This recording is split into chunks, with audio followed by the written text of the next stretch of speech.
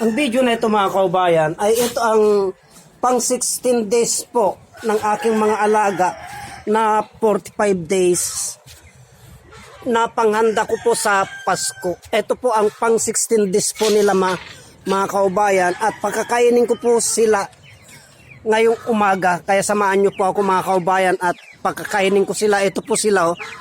Bali pang 16 days na po nila ngayon mga kaubayan. Bali, pang 16 days na nila mga kaubayan, pero malalaki na po sila. Wait, doon ka. Ganito po ang gawain ko tuwing umaga. Nagpapakain po ako ng alaga ko. Para pagdating po ng Pasko, sila naman po ang kakainin ko.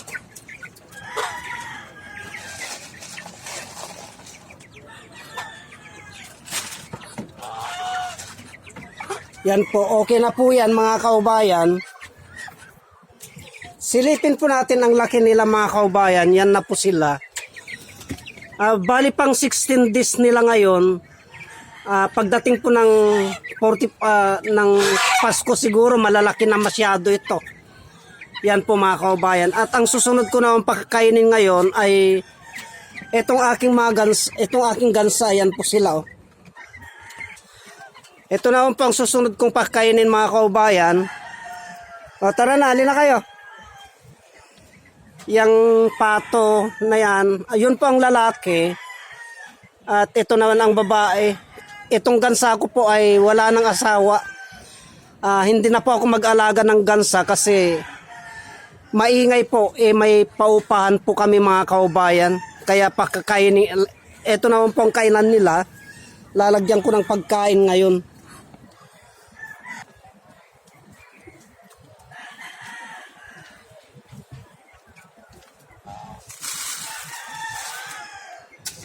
Bali nalagyan ko na po mga kaubayan.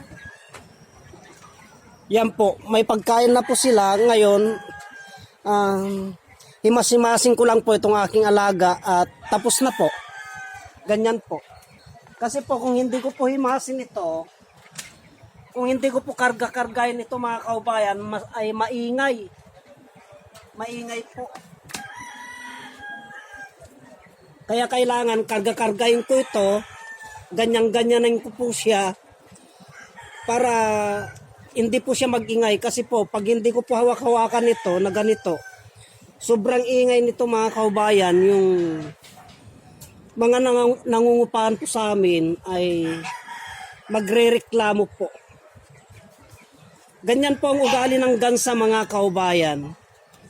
Pag ang gansa po ay nawili sa iyo mula nung maliit, ay ganyan po, na pag hindi kanya po makita, maingay po yan, nag-iingay po. Pero, ang gusto po ng gansa, laging pinapansin.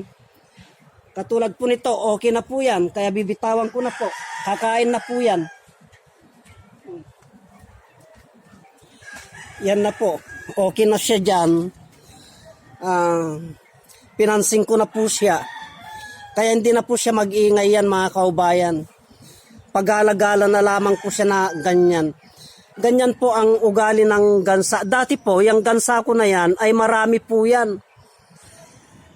Kaya lang po, ay tinanggal ko na po kasi ang ugali ng gansa ay sobrang ingay po. Mga kaubayan, makakita lamang po ng ibang tao, sobrang ingay.